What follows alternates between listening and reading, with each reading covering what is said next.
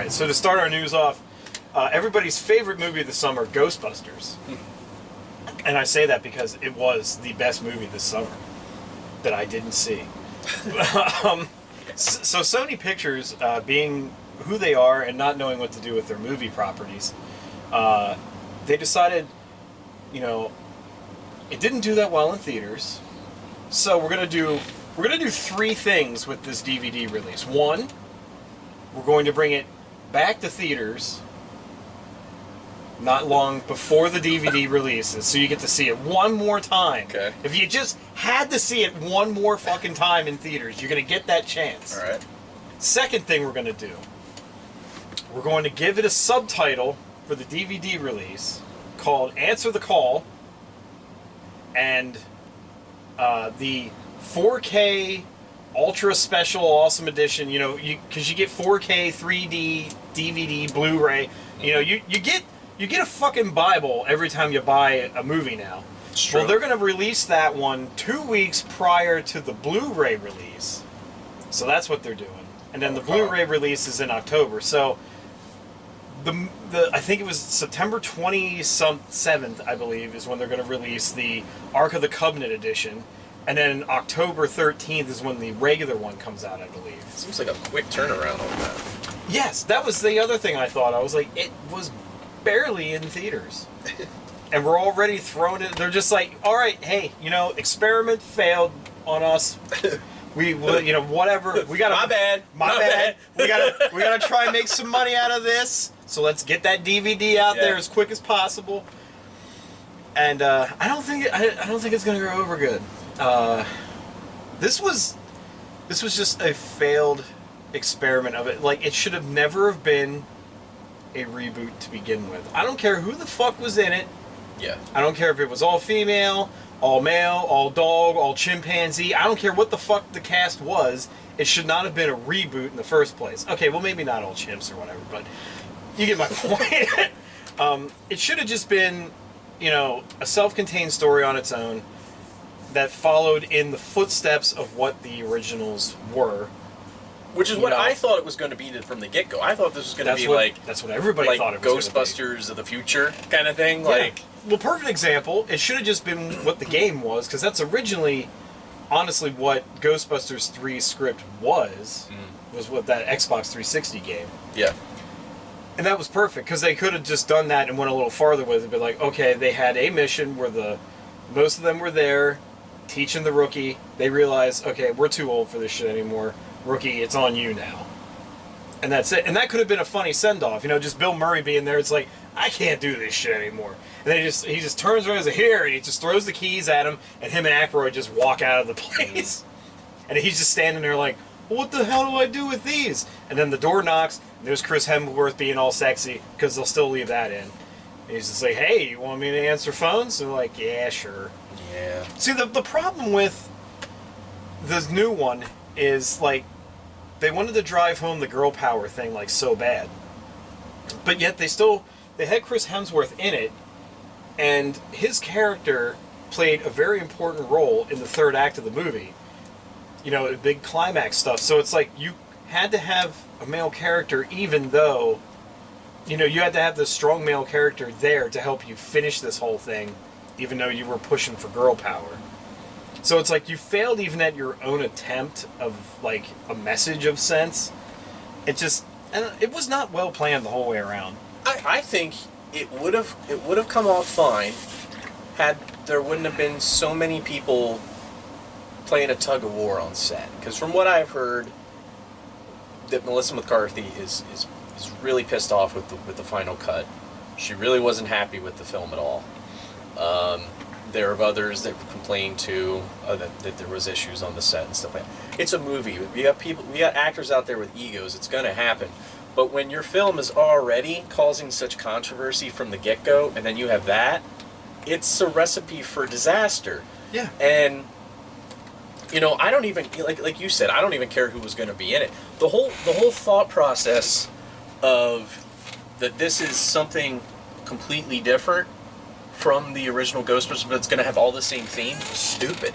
Yeah.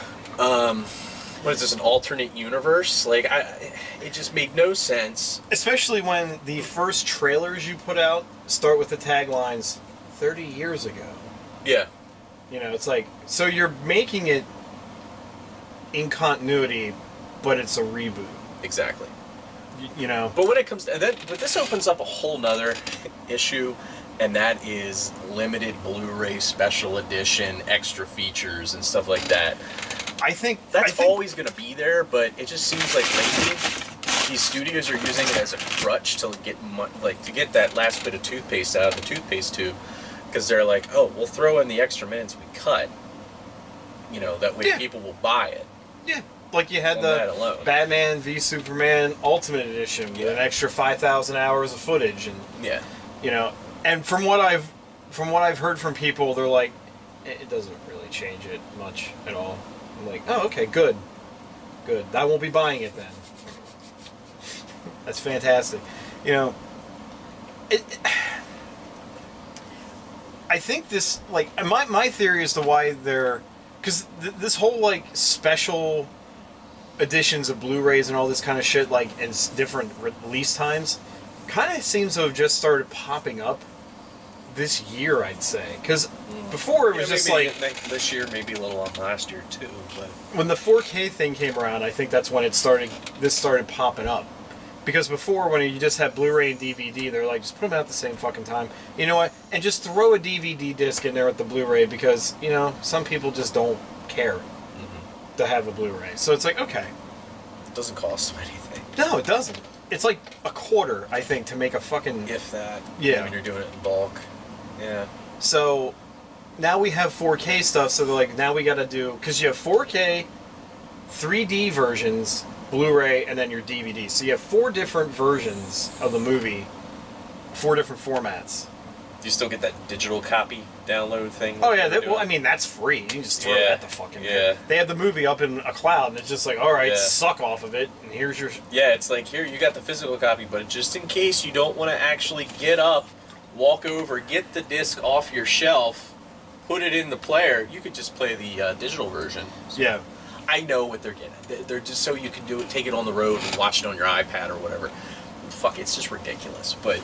I think they're doing these special, like, to get to my point, I think they're doing a lot more of this special stuff now because there's a lot more people just, you know, going on either Google Play or, you know, whatever media, like, download service you go to. They just buy the movie and download it from there. So they're kind of losing on the physical sale of stuff, because you got to think, if you have one revenue where you got people downloading and then you still are sitting here and you have to put out the physical stuff, you're like, well, we got to make this side of it seem more glamorous. So maybe they'll do both. Yeah. You know. Or some people might get the download and then decide, oh, well, I can't live without this special edition steelbook, so I'm going to go out. I just can't live it. The steelbook will make it last through the nuclear winter. It will. So I have to go get that now. But yeah, I see where you're coming from. But like when it comes to a movie like Ghostbusters that was pretty much middle of the road, pretty well panned, not really, or nothing good. I haven't really heard a ton of horrible stuff about it, but it's not something that like... It was like our Waparito. It was there. Yeah. It did what it was supposed to do, but it wasn't great. It was, you know... But that was a movie. I'm not going to be enticed to go spend extra money on a special edition DVD, Blu-ray, 4K, HD, 3D... And I don't care how pretty you make the case graphics and put a little subtitle on it, calling it "Answer the Call." You're like, that to me is just dumb anyway. Like, answer the call. It's just like, I'm not a Ghostbuster. Why am I answering the fucking phone? It's not my job. It's not my job. They do it. They got the packs. I'm the guy who's just like, hey, there's a fucking ghost in my fridge and it turns into a temple with an ancient shape-shifting god. It's like, who are you gonna call? Don't call me. I'm the one with the problem. Why am I answering the call? Did you get Melissa McCarthy and her fucking bitch ass over here to get this ghost out of my fridge? This fucking dog's asking me for keys. I don't know what to... Oh, mentioning such a better movie. Well, you know, and that's just the thing. if this comes on Netflix streaming, I might watch it. Well, no, I still have the DVD. I can get one DVD, so I might do that. I don't know. I said the same thing with the Teenage Mutant Ninja Turtles remake. I was like, if it shows up on Netflix streaming where I don't have to wait for it to come in the mail, I'll fucking watch it. Well, you know what? It still hasn't, so I haven't seen it yet. I don't think it ever will. No. It's on Amazon Prime. I saw that. Well, that's good for Amazon Prime. Yeah.